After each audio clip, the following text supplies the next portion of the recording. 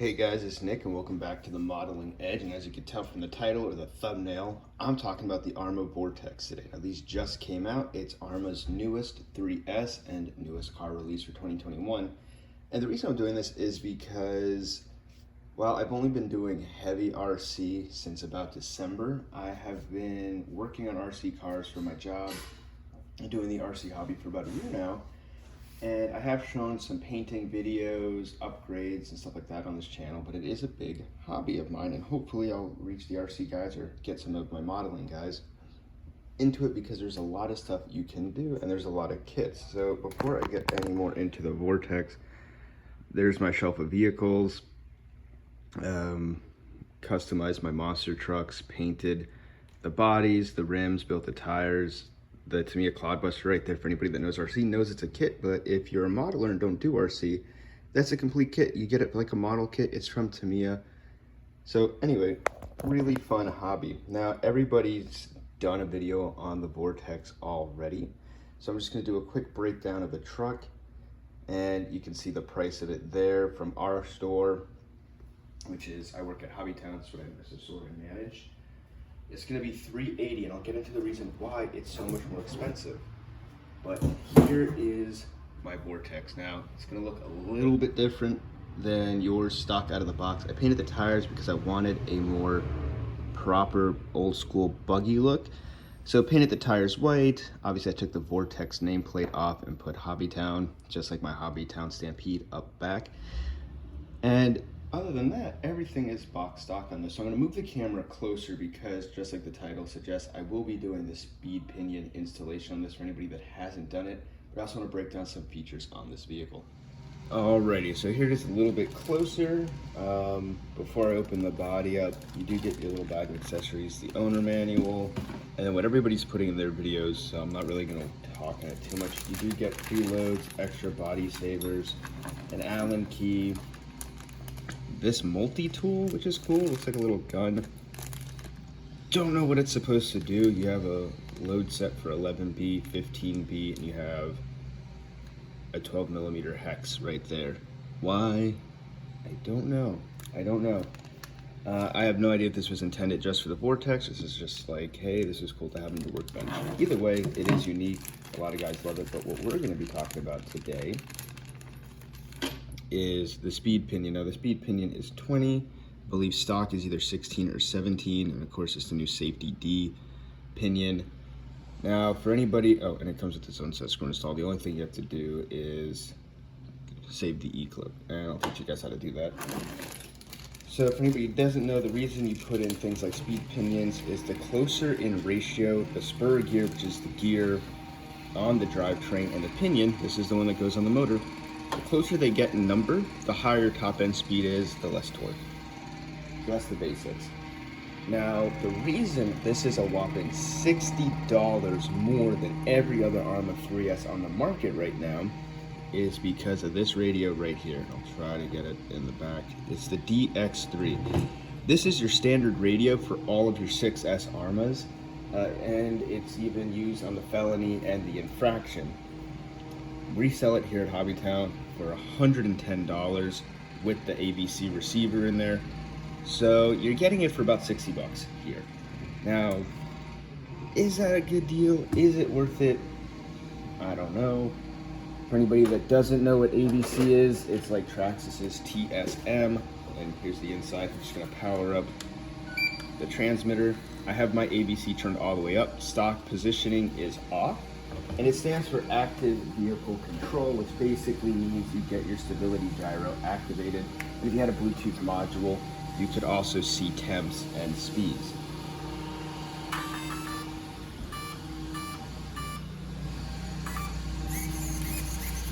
Alrighty, so hopefully it'll do it. When ABC is turned all the way up, if you move the car and it's not level, it will turn itself for you. I don't think it's gonna do it here. Yeah. Well, it's not working, but it is cool to see. If I can get it to work. Yeah, it's not gonna work because the car's not level. But generally speaking, it will keep keeps your car straight and stable. It is a fun little test, but whatever. 3S capable with the speed pinions, going to do 60 miles an hour. I'm using the cat pack, which I did not expect for the 3S. Alrighty, so I stopped the video because we're getting some pretty serious yard work done, I guess. Hopefully you can still hear me. Like I was saying, didn't expect a cat pack on a 3S, but that is because it is going to be the fastest 3S that Arrma has available. So the ESC on it is new. It's the 120 amp ESC, not the 100, which is on most of their cars. And it is a standard 3200 kV motor. Watch these motors. It comes with 2 fans because of the speed it's going to be pulling. But watch the motors. They're notorious. It's a Spectrum one, so I have a little bit more faith in. It's what I've run in my Stampedes. But they're notorious for getting dirt on the bearing that hits the pinion. When you get dirt in this case, when I pull this apart, I'll show you, you're going to overheat that bearing and it just explodes on you. Now, most guys will warranty the motor with Horizon Hobbies. You can do that, that's an option, but it's like a $6 fix instead of buying an $103 motor or $70 motor. But yeah, I'm going to open this thing up now. Change the camera angle top down so I can show you. Arrma is known for their easy disassembly compared to Traxxas, and so I wanted to highlight that in this video. One last thing before we kick it all off. This is Arrma's version of the Rustler with a brand new design body, and hopefully I can get this body in the shop completely. But the main pull of this car for me was that body. Love the red and blue, love the purple and pink. They also have a green and blue one, which is nice. Fin, the actual wing in the back here is part of the body, not part of the mounts like on the 6S's, and it does come with roof skids. Now, the screws on the roof skids are not countersunk, so I'm going to change those out at some point, just because when you roll the body, because they stick out above the body mounts here, or body savers, you're going to strip those screws down pretty quick, which will make them impossible to take out in the future. Not a huge deal, not a huge downside either. Just something to watch out for. And then Spectrum batteries, I don't have a Spectrum charger. These are cool because you can charge them to 100% and leave them on the shelf. They discharge themselves. So you can charge them on any charger. But what I just learned today is that if you charge them on something that's not a smart charger, they can try to auto balance themselves to 100%. What that means is they want every single cell in here to be at 3.2. Now, most balance chargers are going to charge your cells up to 3.19. For some reason, Spectrum's trying to go that extra mile, and so the batteries just don't stop themselves on aftermarket chargers. They will just stay on 99% for about an hour until they can get it right. Just pull it off the charger. There's no reason to wait. But yeah, let's get it apart. Okay, so a minor detail I forgot to mention before I break it all down. This is the only Arrma 3S to not come with the center brace, and since it is the fastest Arrma 3S, I don't know why that is. Now, I shouldn't say it's the only one. I don't think the Granite comes with them stock. I know the Typhon and the Centon do, and I'm thinking it might not need it because it's so short of a wheelbase, and also these guards are new. They're different than the Granite ones. They're really tall for the body, but they're smaller because of the low ride height on the shock towers and the car itself. But that aside, basic tools you're gonna need. I have a simple hex set, it's the Traxxas one. Flathead screwdrivers, what I use to do this, it helps a lot. And then needle nose pliers. You don't want needle noses this big, but hey, it's what I gotta work with. So first step in taking it apart is this one huge bolt here. That comes off, and from there you can start completely disassembling the motor mount, which is fun. That is a 2.5 hex on it.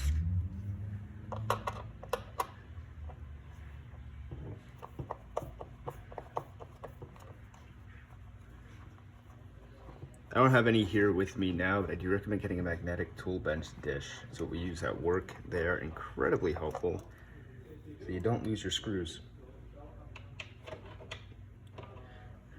So that bolt is out. That bolt holds this centerpiece in place, so you can pull that out.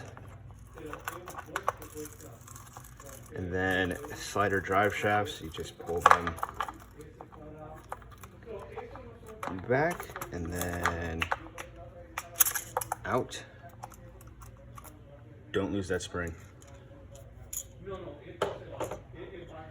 And then from there, you pull this up, which, depending on how good of a grip I have, this is what the needle noses are for, or the flathead screwdriver. It's all up to you. And then you want to get your flathead in there and start just, oops, new shot tower. But, yeah, it's not really important. I'd rather have that fall than the car.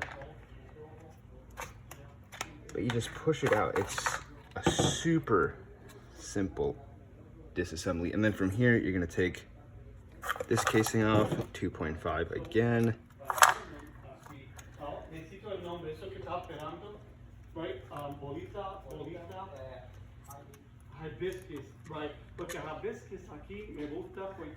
And it just pushes back into place. And then the only thing that holds it together is that and the spring tension on the center drive shaft, which is, I don't know, it's not, it doesn't damage anything.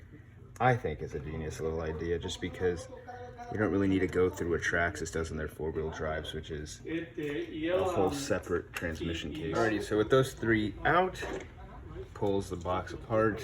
You got your whole slipper assembly here. Plastic spur gear 57 tooth. You can get the metal one. If you do get a metal one, this is also for anybody who's customizing cars right now. I see a lot of you guys in my store.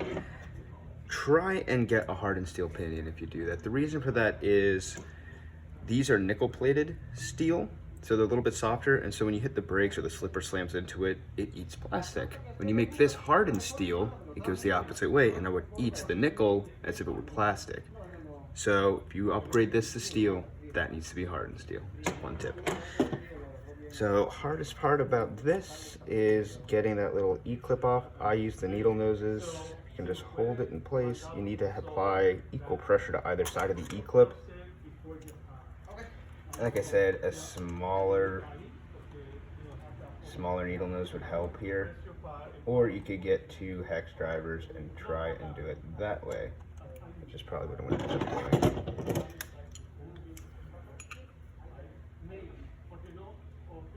So in this case, the needle noses didn't really help at all, but depending on the size of the E-clip,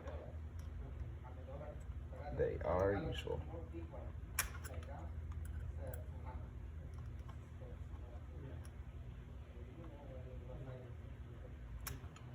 And there you go. So you take that off. And then these pinions from Arrma, you're gonna wanna rotate it just so we have access to it. Are 2, not 1.5, 1.5 being the standard. They have a Loctite on them, which generally speaking, I would not install this pinion that I'm doing now and run it because I don't have a Loctite. Oh, this sucks. But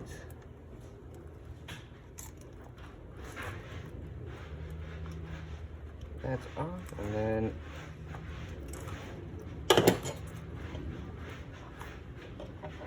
it's going to be a tough bit, but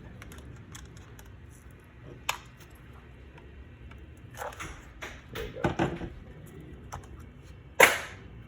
And so that pinion is off, and it's an 18 tooth, not a 15 tooth. I do apologize, I was wrong. And that's it. And then all you're gonna do is slide that one back down. You gotta get it past these little, I don't know if you can see them, but there's little notches in there. That's where the E-clip sits.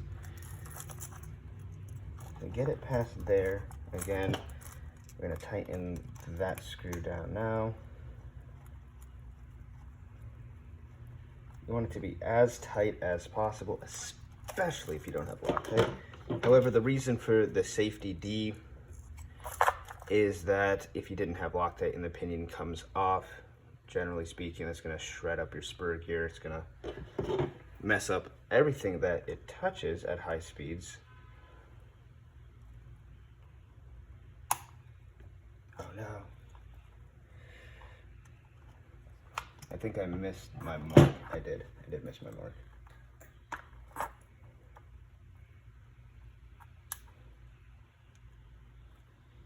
Okay, not a problem. You're just going to bend that back into place.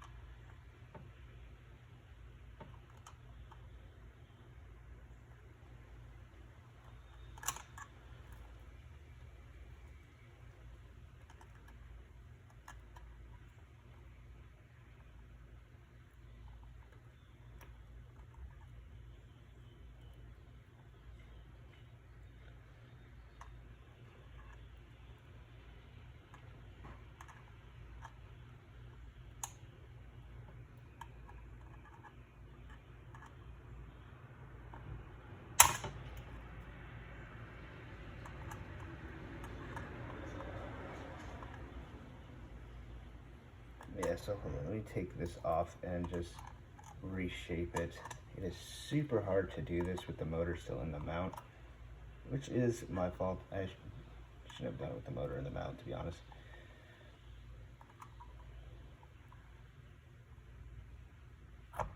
Yeah, this E-clip stops the pinion from just shooting off and shredding everything.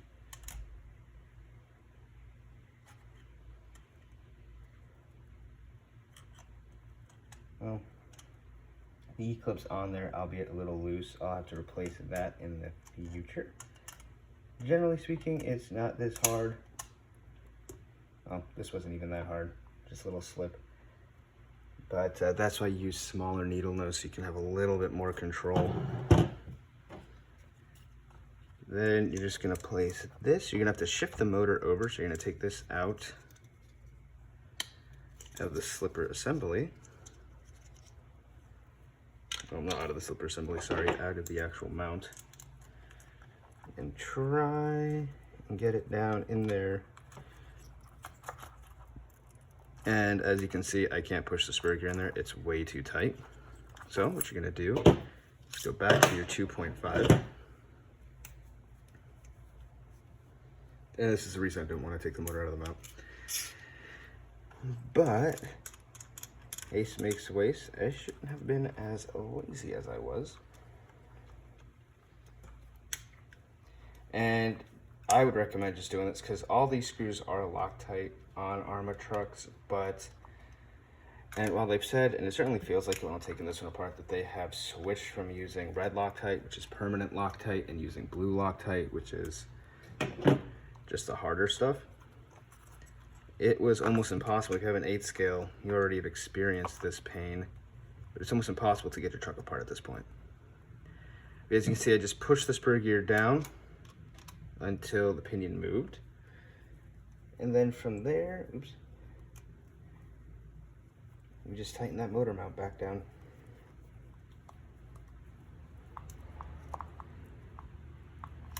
And I think the motor shifted.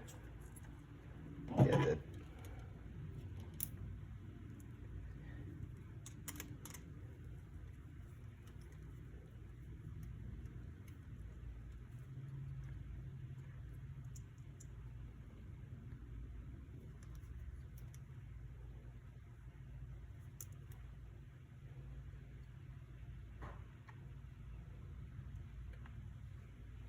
So you're gonna, it's just a balancing act. See, every time I torque down on the motor, it's gonna move a little bit. So you really gotta make sure that motor stays still.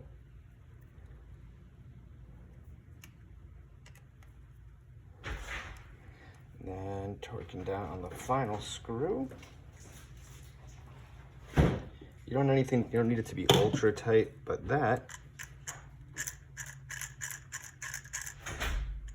is how you install the pinion. So I'm gonna put it all back together and then we'll do a run. Alrighty, so we got the car on, and to actually activate active vehicle control, which I'm embarrassed to say I forgot, you have to actually run the car. So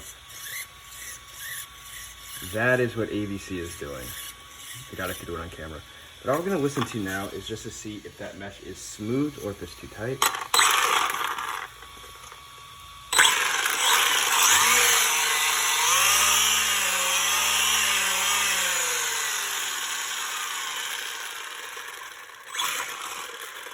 I can't hold it this close to the camera without it hitting me, but every time you pull the trigger, the wheels will auto adjust, which is cool. Now, to get the servo to stay completely straight once it's on the table, you can just jiggle it and it'll sit back, or you have to turn the car off and just do it manually. I don't recommend doing the second one though. Don't want to strip your servo out on accident, especially when you don't have to.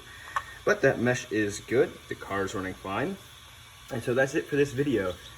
Let me know in the comment section below if this was helpful, if you enjoyed it, and if you want to see me run this. I generally do run these on my Instagram page, and so I will be putting those out soon, just videos of this going a full 60 miles an hour if I can hit it. But if you'd like to see me do that here, just let me know. And as always, thank you so much for watching, and I'll see you next time.